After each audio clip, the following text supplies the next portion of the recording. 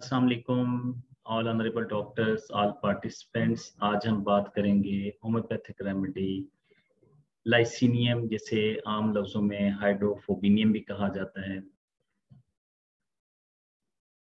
तो लाइसीनियम या हाइड्रोफोबिनियम ये रेबिड डॉग की सलाइवा से बनाई जाती है और रेबिड डॉग को डेंजरस डॉग भी कहते हैं, खतरनाक किस्म का डॉग या बाउला कुत्ता। रेबिड डॉग के पीछे रेबीज वायरस होता है और रेबीज वायरस सेंट्रल सिस्टम को हिट करता है, ब्रेन को हिट करता है, जिसकी वजह से डिसऑर्डर प्रोड्यूस होता है जिसे हम हाइपर एस्थीजिया कहते हैं, जिसमें आपके सेंसेस की सेंसिटिविटी बढ़ जाती है, चाहे वो तमाम सेंसेस की हो, चाहे वो किसी एक सेंस की हो। हमें जो लाइसीनियम की पेशेंट में हमें जो आम चीज मिलती है वो है हाइड्रोफोबिया, फियर ऑफ वाटर, पानी का खौफ। अक्सर पेशेंट को आपने ये सुना होगा कि डॉक्टर हमें पानी से खौफ आता है, हमें अगर पानी चल रहा हो उसके शोर की आवाज से भी हमें बड़ा खौफ आता है, या ये पेशेंट जो है पानी की तरफ नहीं जाता, पानी में नहाता नहीं है। हमें इस तरह के सिम्टम इस पेशेंट के अंदर मिलते हैं।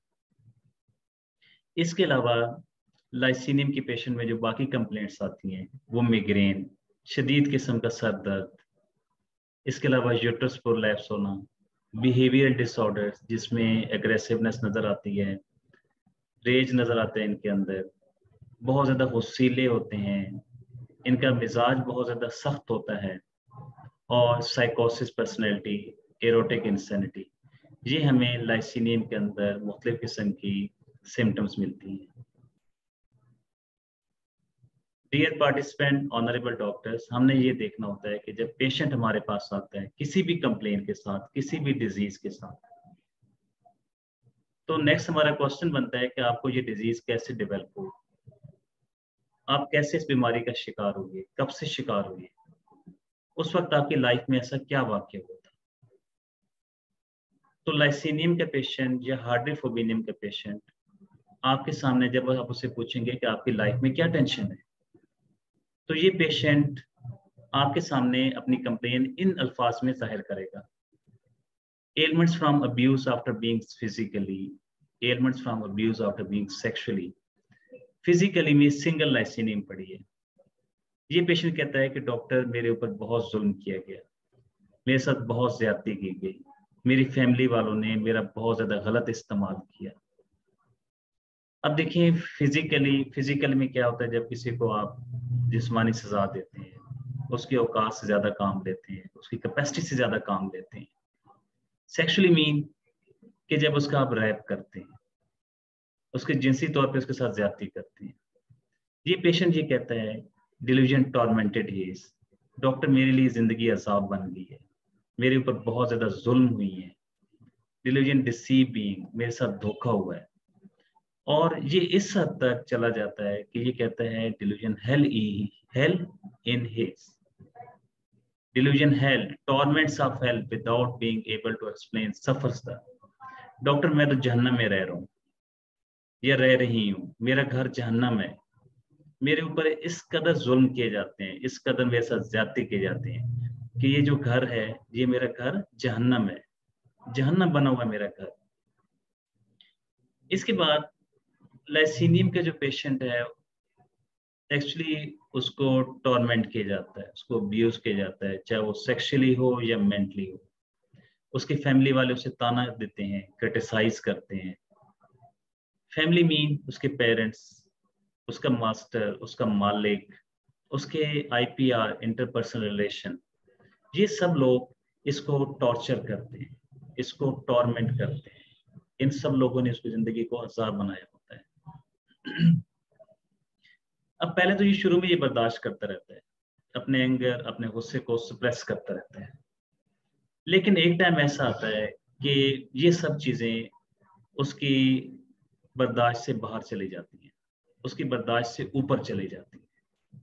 फिर वो वायलेंट हो जाता है, एग्रेसिव हो जाता है, इस हद तक एग्रेसिव हो जाता है कि वो कहता है कि मैं अब इन लोगों में नहीं रहना चाहता, मैं अपनी फैमिली के साथ नहीं रहना चाहता, मुझे अपने खानदान के नाम से खौफ आता है। ये जो हाइड्रोफोबिया है, एक्चुअली हाइड्रोफोबिया क्या है? Fear of water. Water mean life. इससे अपनी फैमिली से, अपने घर वालों से, अपने पेरेंट्स से खौफ आना शुरू हो जाता है। इस हद तक खौफ आता है कि ये कहता है कि मैं इन लोगों से दूर जाना चाहता हूँ, भागना चाहता हूँ, इन लोगों के साथ मैं कोई ताल्लुक नहीं रखना चाहता। ये उसकी एंड स्टेज होती है। और जब वो अपनी बातें कर रहा होता है तो उसकी स्पीच बड़ी पैथेटिक होती है। ऐसी बातें होती हैं जिसे सुनकर तरस आ रहा होता है उसके ऊपर। उसकी बातों में गम पाया जाता है। वो कहता है डिलीजन स्वेलो कैन नॉट।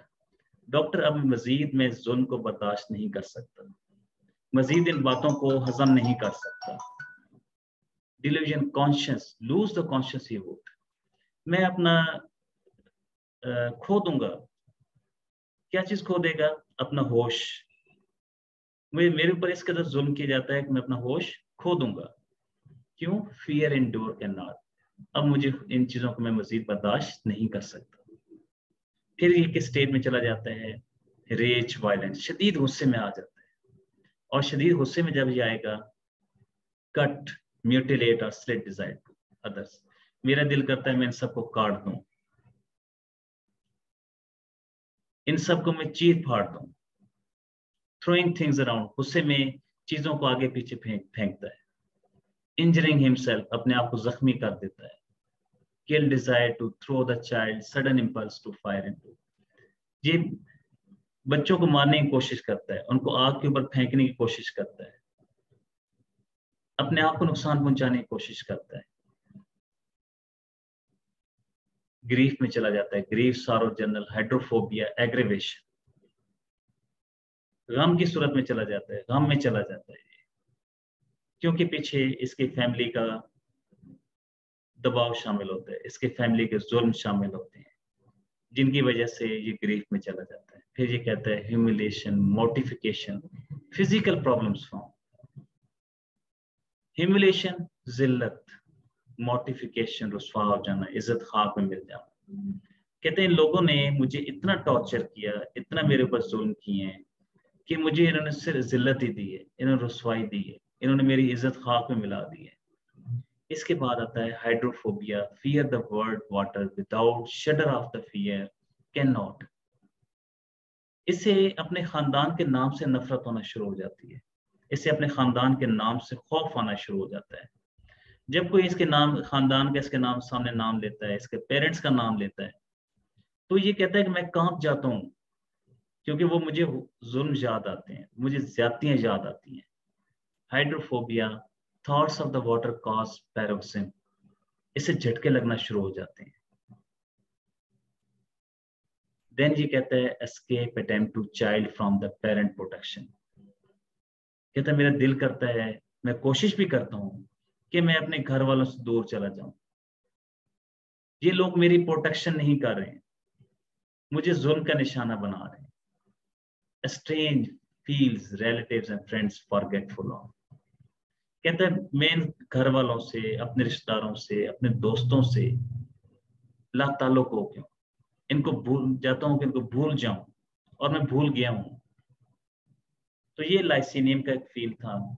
लेकिन इसके साथ एंड पे मैं आपको इसमें एक और चीज भी ऐड करता जाऊं।